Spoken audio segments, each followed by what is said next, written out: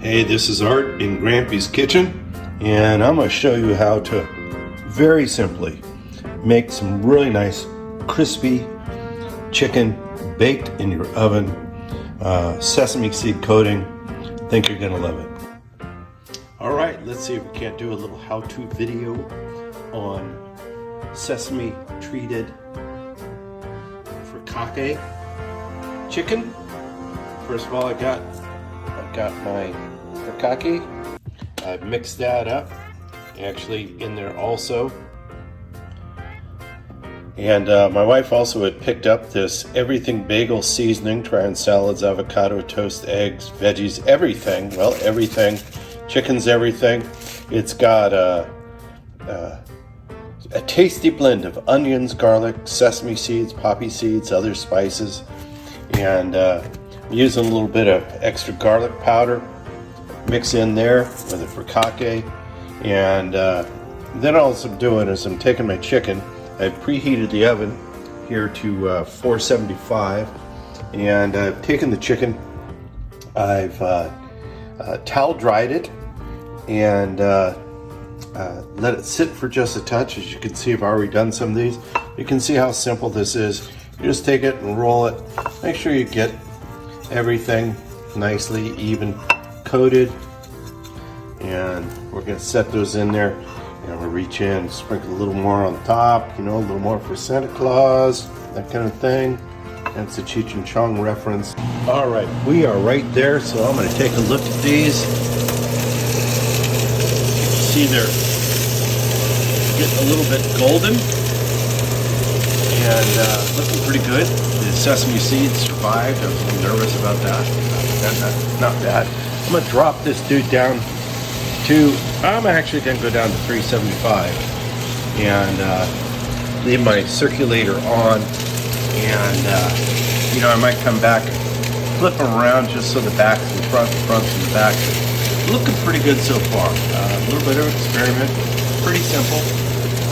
Know you can do this. I'm going to encourage you to do it, and we'll come back and take a look a little bit.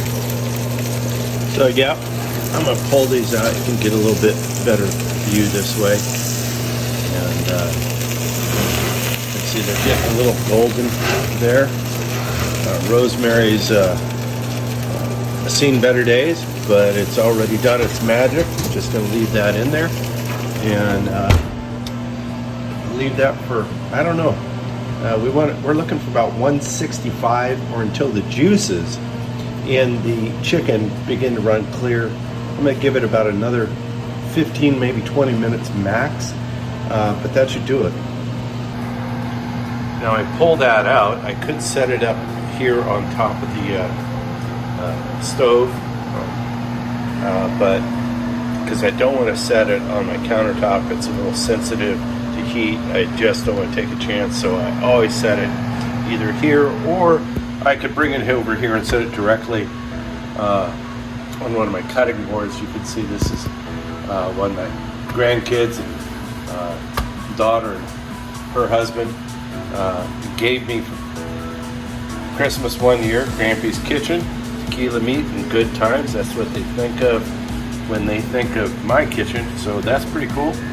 I hope you do too, and we'll take a look at that, pop that out, take a look at it here in just a minute. As you can see, I popped this out of the oven. I use my handy dandy oven mitts, or whatever you call these. What would you call those? And put my chicken up here. As I said, it looks pretty good. Should be a nice crispy sesame seed flavor, and let that set for a few, and then I'll bring them over. Maybe I'll just take one, bring it over, put it on my cutting board, cut into it, and see how it came out. All right. I hope this is something that encourages you to experiment, see what you got in the cabinet, and give it a go. All right, I've let it set for a couple of minutes, and I'm gonna reach over here and grab one of these. Guys, this is a little bit smaller than a couple of them. They're different sizes, and I'm gonna take this and I'm gonna cut into it, and we'll see how it came out. What do you think? How am I going to do this? How am I going to hold this and cut it and do it all at the same time? Let's see, can I flip that dude around? All right, let's jump into this baby. See how it came out. Should be nice inside. There we go, maybe just a little bit pink yet. But you can see we've got our clear liquids coming out. But pretty close. I might put that back in for just another minute or something like that, and then have at it, because while that pink is probably okay to eat, I just like to have it a little bit more well done. So we're pretty close, looking good, and that's that. Innovate and create at your home. While I'm doing that, waiting for the oven, clean up the kitchen a little bit, do some dishes, pour a little ice. My wife left me a little bit of coffee. It's cold by now, so I'm going to take advantage of that, see how much she left. Look at that, just about enough. Okay, that's going to be perfect.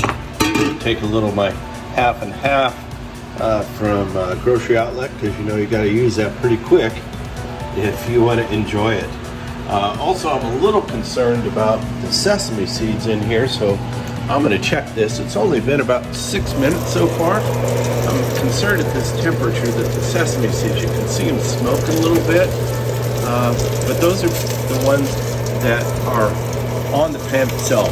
I neglected to say I put this on a grate that holds it off of the pan, so I think some of that smoking is the sesame seeds and so forth that are on the pan itself.